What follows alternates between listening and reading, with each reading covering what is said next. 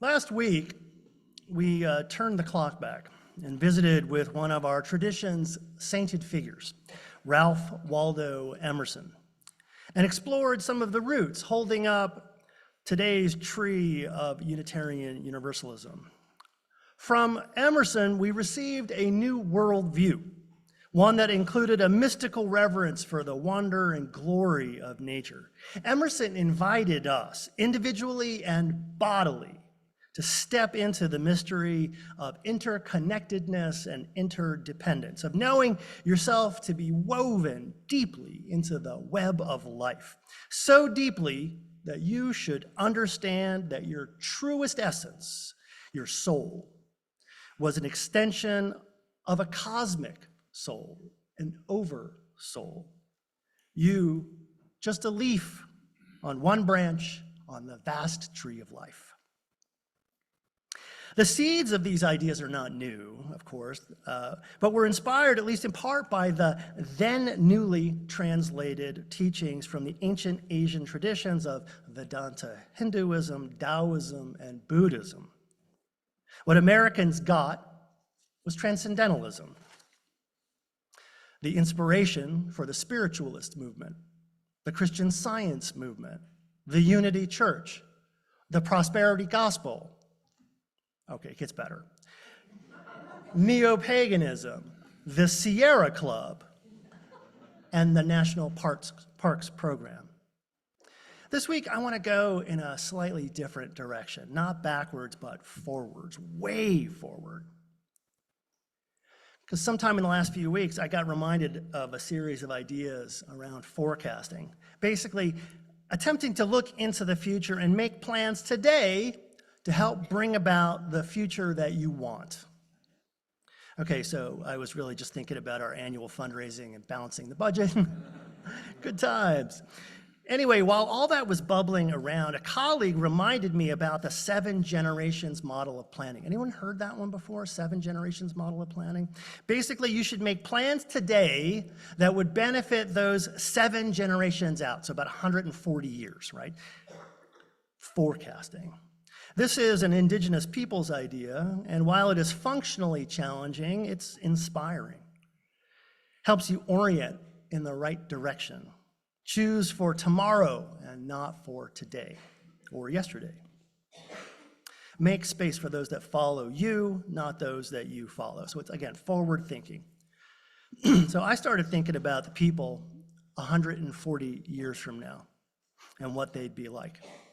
And basically, I made it weird. But it occurred to me that being a parent 40 years ago is very similar to being a parent today, but there are differences. And those differences are not small. Extrapolating those differences forward, I get the idea that maybe the folks 140 years from now, what they want or need will be different than what I expect. And my assuming that I know is arrogant. In fact, what I do think will probably be wrong. Something I never really considered or could consider. Could turn out to be tremendously important, more important than what I today think is important. In short, the hand of evolution may be easy to see looking backwards, but looking forwards, we can do the math on this, actually. Recognize the complexity that's here in this present, complexity that lives in every moment flowing away from this one. And we can try to calculate out the likeliest solutions, the most likely outcomes. But the best we can say is this: the math gets really fuzzy really fast. Think about meteorology. We can predict the weather next week, but 140 years from now? Not so much. So let me shift gears. Anybody here a news junkie? A couple of you. Compulsive news app scrollers out there? All right. It's okay, I see you. Not the platform formerly known as Twitter, though. Not that one. That's not news. I mean, like the Sun Times, the Trib, the New York Times, the Washington Post. Anybody still read those? Yeah, I'll forgive you if you don't. There's only so much news you can absorb about inflation, record profits, struggling US economy, protests on college campuses and the war in Gaza, abortion rights, privacy, conspiracy, political extremism, bribery, corruption, murder, Donald Trump napping in court. And that's just the last week.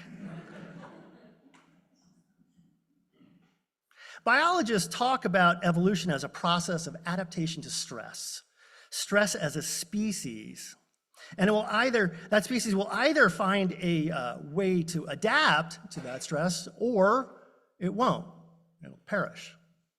This process of win or die is perfectly natural. It's built into nature, and over the course of history, fact is, more species have gone extinct than have not. Looking at the stresses on human beings today, it can make you wonder where we are in that process.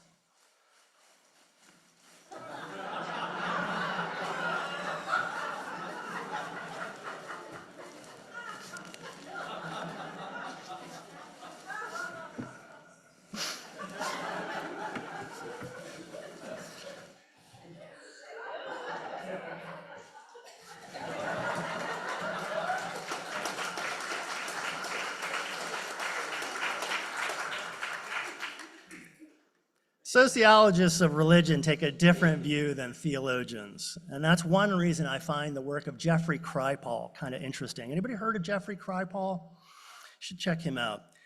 One of his recent books, The Superhumanities, explores a related theme, the idea that out at the current boundaries of human experience, there is a lot that deserves study.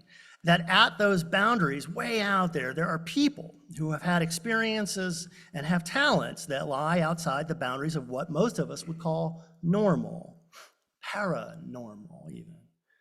People who can suddenly speak new languages, who have profound insights, who recover faster, sleep less, can move more than other people. Kripal wonders about the superhuman, not only among us, but the blazingly obvious hunger that we have for stories like this. How many super people show up in our literature, our movies, our dreams? How popular superhumanity is in our human imagination. What we humans apparently long to do is transcend the limits of what we are. The transhumanist movement is another movement worth plucking here. They remind us that we can use technology today to change who we are and what we can do. Most of you today here are familiar with this technology, at least some of it. Augmented reality glasses in video game. Anybody ever done that? Virtual reality, everybody done that? Targeted advertising. I'm pretty sure all of you have been victims of that, right? Hip replacement. Laser vision correction, stem cell therapy, CRISPR gene therapies, and mRNA vaccines. Transhumanists argue that it is a very short step from living longer, living healthier, living more intimately connected lives to living superhuman lives. Because evolution, at least human evolution, is something that we humans get to have a say in. The idea that evolution does not have to be passive. We can choose it. Now, the gospel of transcendence may be hard to hear with the great big challenges that are facing us today. Scrolling back to my news app, you'll hear stories about social division, growing inequality, the erosion of democratic institutions, depletion of our critical resources such as fresh water and fertile soil, loss of minerals, loss of biodiversity, degradation of our ecosystems, possibility and impact of another global pandemic, authoritarianism here and abroad, AI, superintelligence, or autonomous systems gaining powers beyond our control. And then there's the long-standing threat of thermonuclear war and global climate change. Even ignoring rent, inflation, year-end TPS reports, and the last season of The Real Housewives, that is a lot of stressors. I wonder what it is what it would take to address these problems seriously and thoroughly, instead of pretending to solve them or wave a wand at them or shooting them with a silver bullet. Actually solve them. Fact is, none of these problems seem insurmountable, given sufficient time, talent, and treasure, none of which we seem willing to devote to these problems, but that's a different problem. Problem of focus, perhaps, a problem of will, a problem of coordination, cooperation, and collaboration, all of which seem sorely lacking. But I wonder what might do it, what might bring us all together. Aliens. It's aliens, isn't it? Pretty sure it's aliens. Anyone recognize this quote? In our obsession with antagonisms of the moment, we often forget how much unites all the members of humanity. Perhaps we need some outside universal threat to make us recognize this common bond. I occasionally think how quickly our differences worldwide would vanish if we were facing an alien threat from outside this world. Anybody know who said that? It was President Ronald Reagan back in 1987 in a speech to the UN General Assembly. And it wasn't just Reagan either, don't get excited, right? Carl Sagan very much agreed with Reagan in his 1995 book, The Demon-Haunted World. There's a long passage describing this. And then there's that guy on the History Channel with the crazy hair, Giorgio Tsoukalos, who famously said, quote, "I'm not saying it was aliens, but it was aliens." And being who I am, I will never pass up the opportunity to talk about aliens or dinosaurs on a Sunday morning. You are not going to get that in a Catholic church, my friends. And that brings me to the text for today, Arthur C. Clarke's possibly most famous and arguably most important science fiction novel, and the title for today's sermon, Childhood's End. Anybody read this? A couple of you? If you're more inclined to watch your sci-fi than read it, you are in luck, as there's a pretty decent dramatization of the novel that came out back in 2015, which you can stream today on Amazon Prime. And now you know what I did all day Thursday while pretending to work for a living. What a job. Anyway, the novel was published back in 1955, and that means that the statute of limitations has run out. So yes, I will now unapologetically spoil it for you. The story opens with aliens arriving here at our familiar, struggling, afflicted Earth in their monstrously huge spaceships. There is no attack. There is no roundup of human beings for food, no catastrophic extraction of earthly resources. Instead, everyone on Earth receives the same message from our new overlords. Quote, "My name is Karelin. I am the supervisor for Earth. I know that this is frightening and bewildering, but there is no reason to be afraid. Please try to understand that we've come a long, long way to help you. We've come to help mankind. War, famine, inequality, these will be things of the past. Suffering will end. Injustice will end. No tears, only happiness and safety. Your national and local governments will still have jurisdiction. You will run your water and power. Your stores will open. Your markets will trade. Your lives will continue as before, minus one thing: injustice. This won't happen overnight, but the process is already beginning. It will herald the arrival of the golden age of humanity. We are not conquerors. We are enablers. We are going to help you change. I know it's frightening, but you are no longer alone." Predictably, some resist the New World Order and attempt to spark a rebellion, throw off our alien overlords, and send them screaming back to the stars. These efforts fail spectacularly. Greed and arrogance and violence are rejected by the masses in favor of clean water, effective medicine, and peace. Prosperity had arrived. Liberation could now begin. And over the next several decades, humanity has its golden age. With no war, disease, or poverty, children, quote, eat better food and breathe better air and are enjoying the healthiest, stress-free lives human beings have ever known. As a consequence, this next generation is fitter, stronger, healthier, human 2.1. Can you imagine what their children will be like? Undoubtedly, we are evolving. But what are we evolving into? Now, this being science fiction, the question gets answered in a big way. These super children can unite their consciousnesses in a way that deliberately evoke the transcendentalist God, a cosmos-spanning entity that Clarke calls the overmind.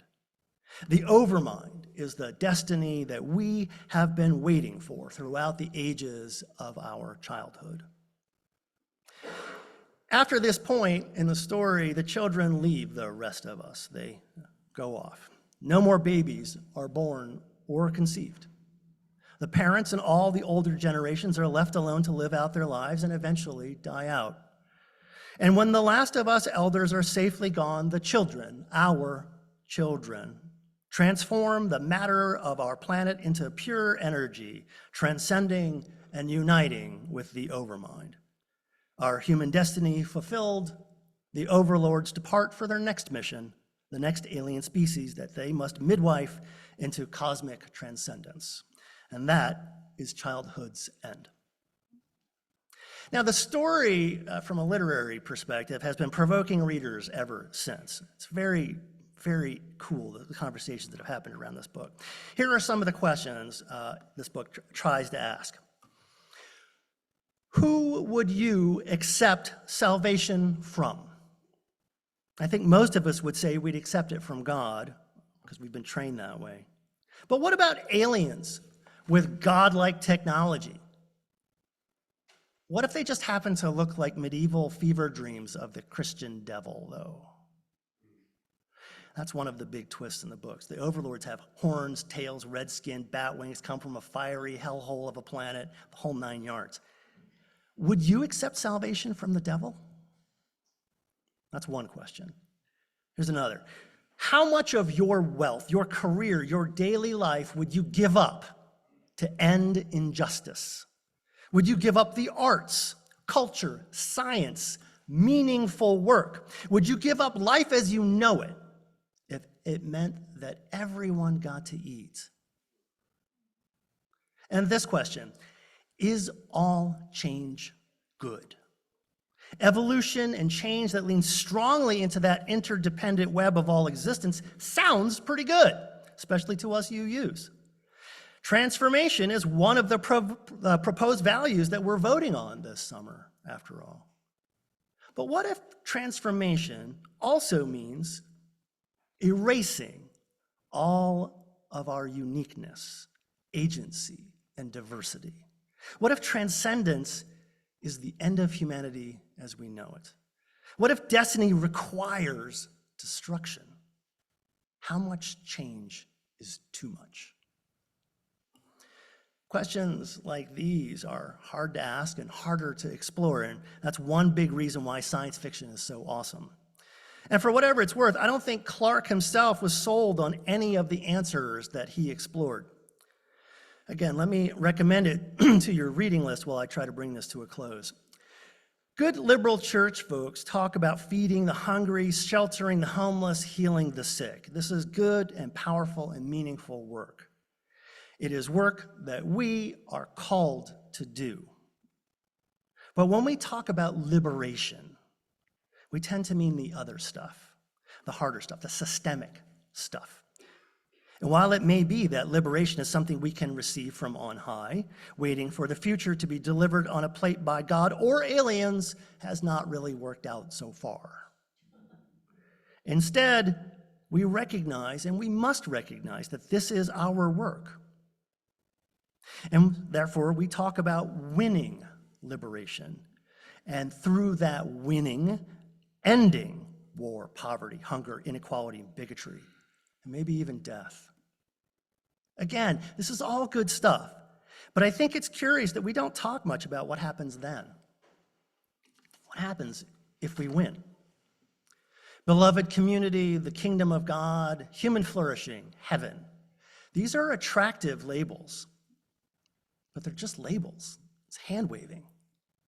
Happy, good, empty. Our problems are so deep and have been with us for so long, I suppose it's hard to even imagine what might come after.